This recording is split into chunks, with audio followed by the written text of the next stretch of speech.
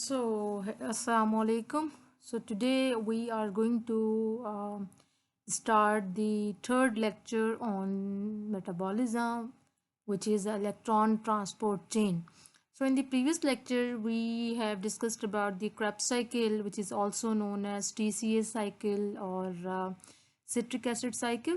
So at that cycle, we have obtained lots of NADH and FADH2 that I told you that they will give us massive amount of ATP in the oxidative phosphorylation, in the process of oxidative phosphorylation. So how these NADH and FADH2 they are responsible for the synthesis of ATP by different sets of oxidation and reduction reactions. So here we have electron transport chain. So electron transport chain is a series of electron carriers, and they are electron carriers. They are combination of enzymes and mobile carriers, and they are located in the plasma membrane of the prokaryotes and in the inner mitochondrial membrane of the eukaryotes. So there is a series of enzymes, series of complexes, and there are also mobile carriers that are arranged in a plasma membrane of the prokaryotes and inner mitochondrial membrane of the eukaryotes. So oxidation reduction reactions, electron carriers reducing powers that are NADH and FADH2 that we have obtained from the glycolysis and the TCA cycle. So these electron carriers, they are reducing equivalents, they will transfer their electrons to the electron transport chain. So that electrons that will move in the electron transport chain, and during the course of their movement they will pump up protons out of the plasma membrane or out of the inner mitochondrial membrane. So they generate a proton gradient or electrochemical gradient of the proton, or that gradient is also known as proton motive force. So these electron movement, they build up a force which is known as proton force or proton motive force. So then these proton motive force that will result in the generation of the energy, which is in the form of ATP by the oxidative phosphorylation.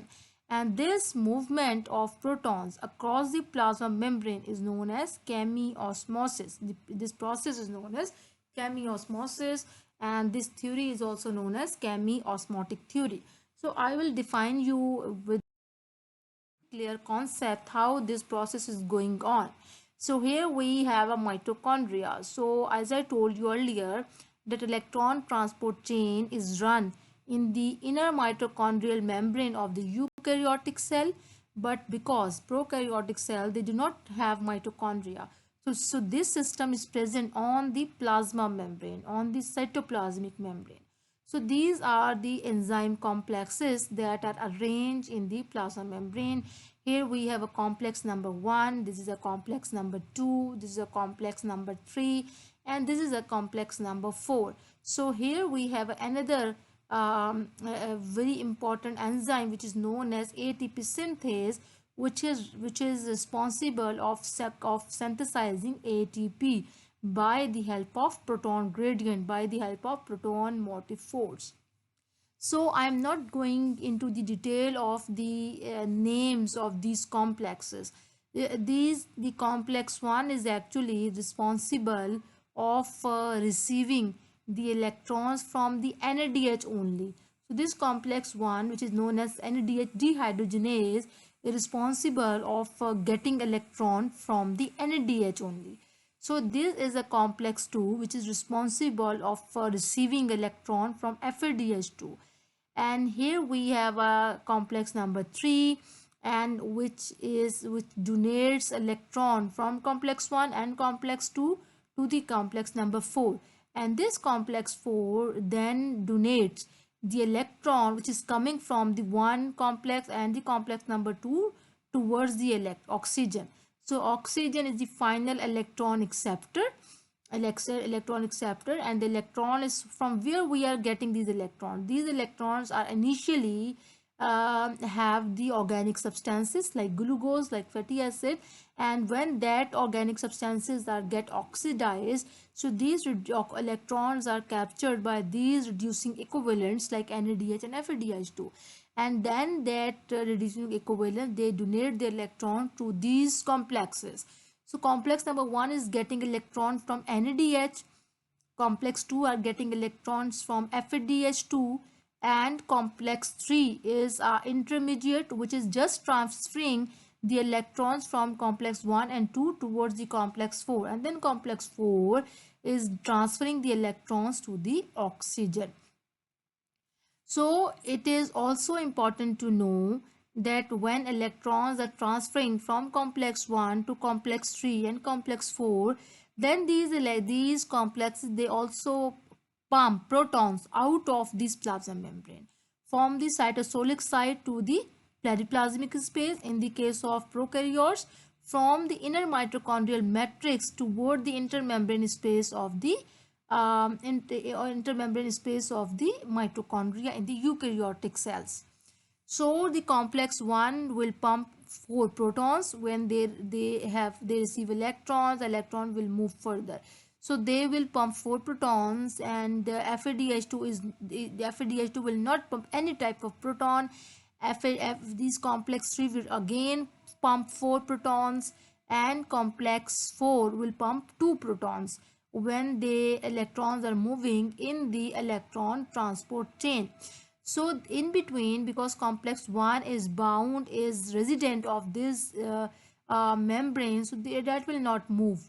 So the electrons from the complex 1 was received by coenzyme Q, which is also known as ubiquinone, and that electrons are transferred by that mobile carrier to the complex 3, and then complex 3 will shift that electron by the cytochrome C towards the complex 4. So during the movement of electron, protons are pumping outside. Protons are pumping outside. So here we can see there is a proton gradient. There is a proton gradient, and because the protons are also a charged species, so we can say electrochemical gradient, because they also contain electrical charge and they also are chemical. So we can say electrochemical gradients generated across the plasma membrane in the prokaryotes and in the intermembrane space of the eukaryotic cell. So there is a gradient. So when these protons are flow back towards their low concentration, so they will release energy. So this force will release energy, and that energy will coupled, will conserved, will be utilized by this enzyme to couple ADP, inorganic phosphate, into the ATP. So in this way, this is a general scheme how ATP is synthesized by this chemiosmosis, by this proton motive force, because this is a chemical species which is crossing selectively through the semi-permeable membrane. So that is why we'll also use term chemiosmosis. So this mechanism is also known as chemiosmotic mechanism for ATP synthesis.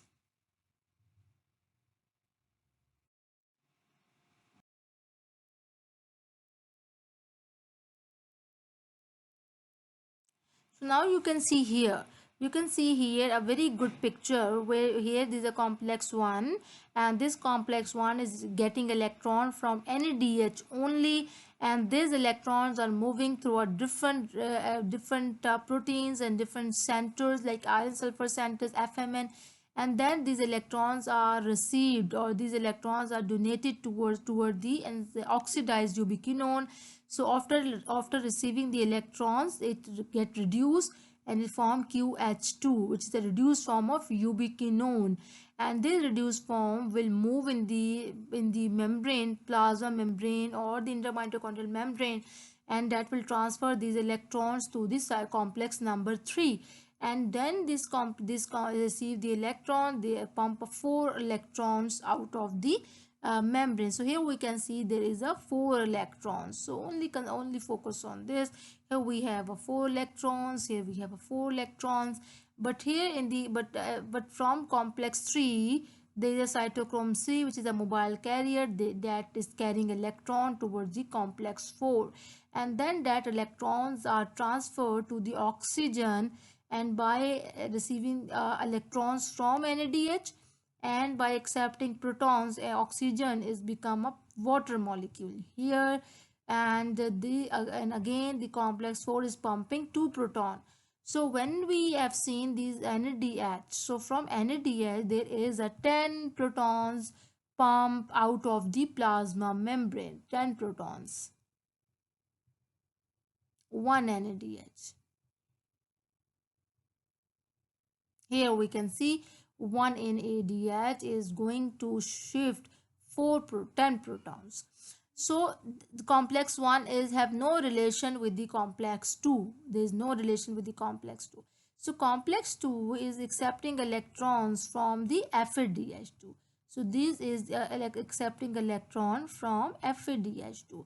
So this FADH2 is again moving electron by ubiquinone QH2 and to complex 3, and then cytochrome C from complex 3 to complex 4, and then the electrons from this source will transfer to the oxygen and will convert to the water molecule, and in this way there is a 4 protons and there is a 2 protons. Here in this slide, what we uh,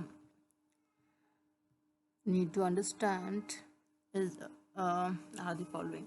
So here we have discussed in the first lecture, in the first part of this metabolism, this is the glycolysis, which is going to convert into the pyruvic acid by the splitting into two molecules of pyruvic acid. So this is a pyruvic acid, and this pyruvic acid has a two fates. One pyruvic acid go to the organic end products, so we'll call it fermentation. So pyruvic acid can enter into the fermentation. Pyruvic acid can also enter into the TCA cycle and electron transport chain, depending upon the species of the organism, species of the microorganisms. So here we have discussed the glycolysis, and then this fate, the Krebs cycle, and then we have discussed the electron transport chain, how NADH and FADH2, which we have obtained from this Krebs cycle and intermediate step and glycolysis. So all together they participate in the generation of proton motive force, proton gradient across the plasma membrane and across the inner mitochondrial membrane of the eukaryotes, and they use to synthesize ATP, and there is a water synthesis also takes place. So this is the overflow or concept diagram. So to produce energy from glucose, microbes use two general processes, respiration and fermentation. So both usually start with the glycolysis but follow different routes, different subsequent pathways. So one pathway that we will discuss in the next lecture, the fermentation, and this is the topic that we have discussed.